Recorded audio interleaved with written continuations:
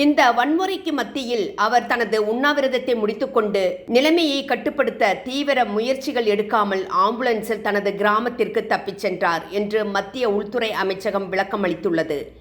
ஆதாரங்களின்படி சோனம் வாங்சுக்கின் அமைப்பு 2023-24 நிதியாண்டில் 6 கோடி ரூபாயிலிருந்து 2024-25 நிதியாண்டில் 15 கோடி ரூபாய்க்கு மேல் நன்கொடை பெற்றுள்ளது. நிறுவனத்தின் 7 வங்கிக் கணக்குகளில் 4 கணக்குகள் அறிவிக்கப்படாமல் உள்ளன. மேலும் Himalayan Institute of Alternatives Ladakh அமைப்பில் இருந்து செஷயோன் இன்னோவேஷன்ஸ் பிரைவேட் லிமிடெட்டுக்கு சுமார் 6.5 கோடி ரூபாய் பரிமாற்றம் செய்யப்பட்டுள்ளது. வாங்சுக்கிற்கு 9 தனிப்பட்ட வங்கிக் கணக்குகள் இருப்பதாக கூறப்படுகிறது. அவற்றில் 8 கணக்குகள் ரகசியமானவை. 2018 மற்றும் 2024க்கு இடைப்பட்ட காலத்தில் 1,68,00,000 ரூபாய் வெளிநாட்டு பணம் பெறப்பட்டதாக கூறப்படுகிறது. 2021 முதல் 2024 வரை சுமார் 3,23,00,000 ரூபாய் வெளிநாடுகளுக்கு மாற்றியதாக கூறப்படுகிறது. இது பண மோசடி சட்டங்களின் கீழ் கேள்விகளை எழுப்புகிறது.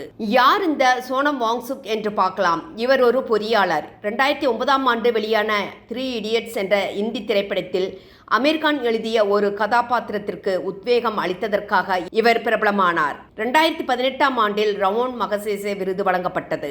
இவர் காலநிலை ஆர்வலராக இருந்து கொண்டே மாணவர்களை, இளைஞர்களை கவர்ந்து வந்துள்ளார்.